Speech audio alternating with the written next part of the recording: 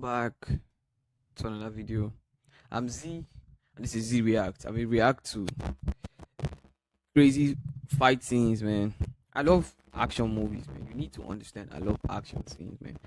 Listen, knowing how to fight to me is the best thing. I can't beat everybody. Some people are they way more than me. They're bigger than me. I'm about 210. I'm about 6'2". So it's like I can't beat everybody, but I can beat most people. You get what I'm saying? So I feel like watching sometimes when you watch street fights or when you watch action films, it gives you an idea of how to fight. The story begins with Casey Bowman living a quiet, disciplined life in Japan, teaching at the Koga dojo. He's a respected martial arts instructor, and everything seems perfect. His wife, Namiko, is pregnant, and he's ready to become a father. It's always One revenge. afternoon, Casey stops by a jewelry shop. It's always to buy a necklace for revenge. Namiko. It's always But as he steps revenge. outside, he notices two shady men tailing him.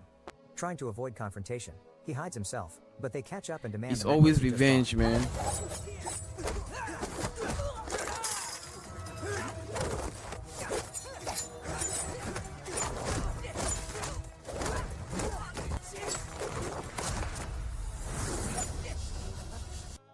As they lie on the pavement, Casey notices something odd, a symbol etched on their knives, but decides to walk away, leaving them nursing their wounds.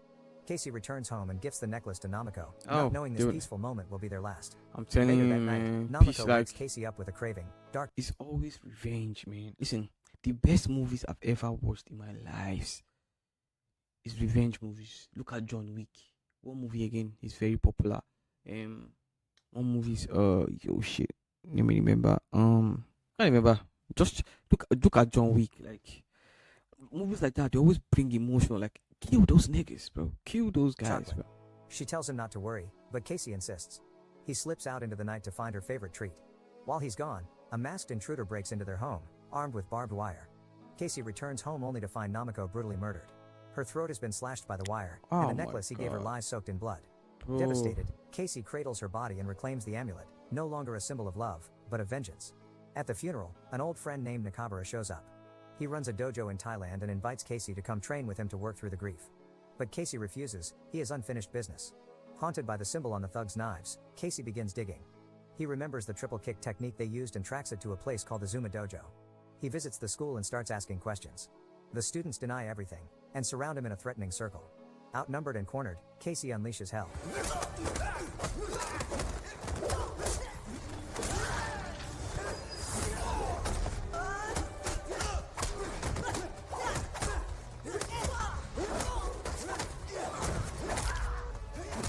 Guy is pain, man. This is pain. His beatdown is brutal and efficient, scaring one student into talking. He reveals that the street thugs weren't part of their dojo, but knows where they usually hang out. That night, Casey heads to the restaurant, using the necklace as bait to drag them into the dark alley. The thugs are thinking they've cornered him. They have no idea they're walking into a death trap. Casey takes them down without mercy.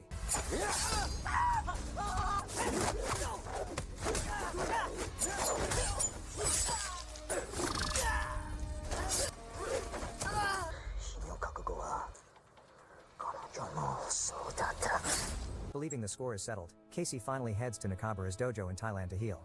There, he meets two of Nakabara's top students, Lucas and Hiroshi. Training resumes, but the grief still haunts him. During a sparring session, This is painful, Lucas bro. gets too aggressive and grabs a wooden sword. Casey snaps. He takes Lucas down hard before Nakabara steps in and cools the situation. Soon after, Nakabara puts Casey through firewalk training to help him regain control. But Casey can't push past the images of Namiko's murder. Overwhelmed, he storms off and heads into a nearby bar, just looking for a drink. But trouble finds him. Casey tries to remain calm, but the guy becomes more cocky and aggressive. Ooh.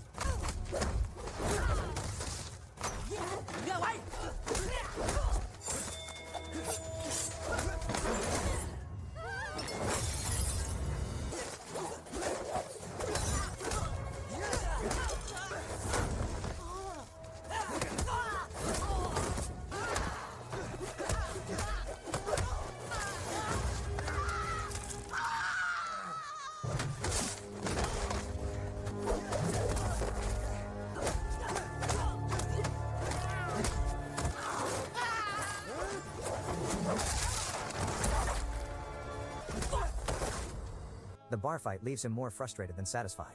The next day, Lucas senses Casey needs rest and offers to help with garden chores. But while picking fruit, Lucas is ambushed and murdered with the same barbed wire weapon used on Namiko. Now it's clear, this war isn't over. The killer is still out there, and now it's personal again. Casey returns to Nakabara and lays everything out. After a long pause, Nakabara finally reveals the truth. The man behind the killings is Goro, the ruthless leader of a drug cartel in Myanmar. Goro was once part of the same martial arts lineage as feel like Takeda, this guy's Casey's lying, late bro. father-in-law. But he's strayed far from the path, now known for using barbed wire as his brutal signature weapon. Because of Casey's connection to Takeda, Goro has marked him as a target. Nakabara urges Casey to return to the United States before it's too late. But Casey refuses, he wants to end this. He asks for help finding Goro. Reluctantly, Nakabara gives him an old World War II map, As a one lie. that points to a hidden cache of I feel like he wants him to kill his enemy for him. I feel like he's the culprit. Listen, I'm a detective. I do this for a living. I'm sorry. I'm lying. But on it, like seeing what I'm seeing right now, I know this guy is the culprit. Because why are you giving me all the information I need? You are giving me all the information I need. It's too. I understand that. Normally, you're supposed to be like, you don't know. You're not supposed to give me all the information. Like, it's sketchy. ninja weapons deep in the Burmese jungle. Casey sets out from Myanmar. With the help of a local And the driver information named is Mike, too he makes his detailed. way through the dense terrain. Deep in the jungle, he uncovers the ancient stash, swords, throwing stars, and gear passed down through generations. Armed and ready, Casey ambushes 4 of Goro's guards.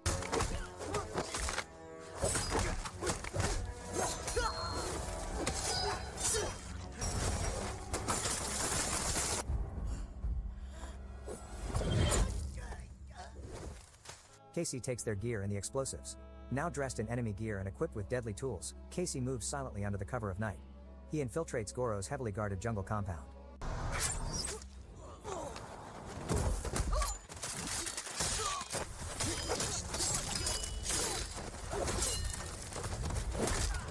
No mercy, bro. No mercy Taking down killing. most of the guards, Casey comes face to face with Goro's right-hand man.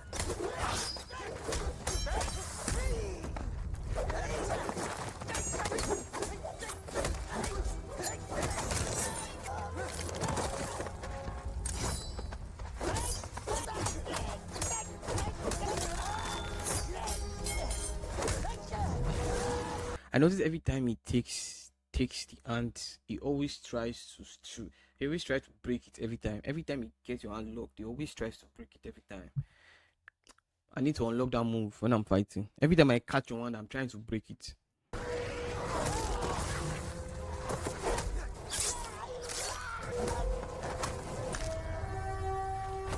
Now one man remains between him and justice, Goro himself. Casey finally tracks Goro down and demands the truth about Namiko. Goro pretends to know nothing, but the barbed wire wrapped around his fist tells a different story. The fight that follows is vicious.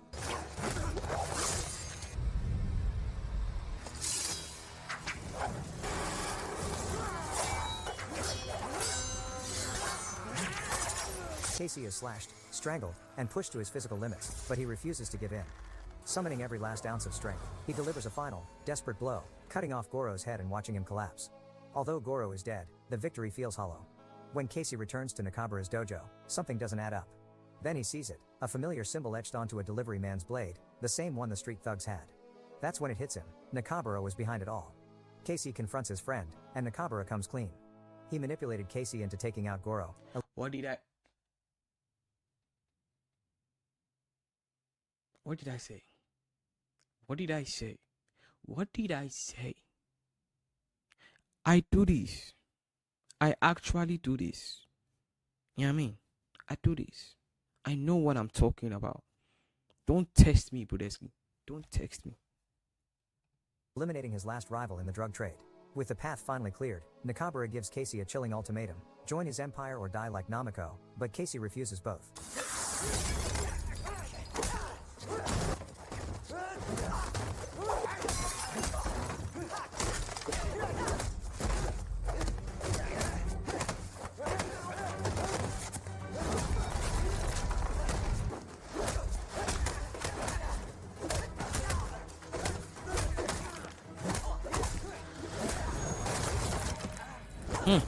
He's kicking his ass though. Kicking his ass.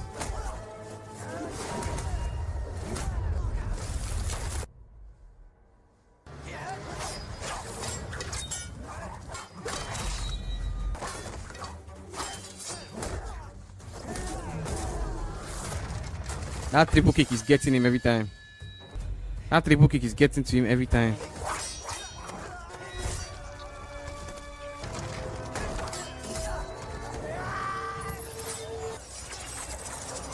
In a fierce showdown,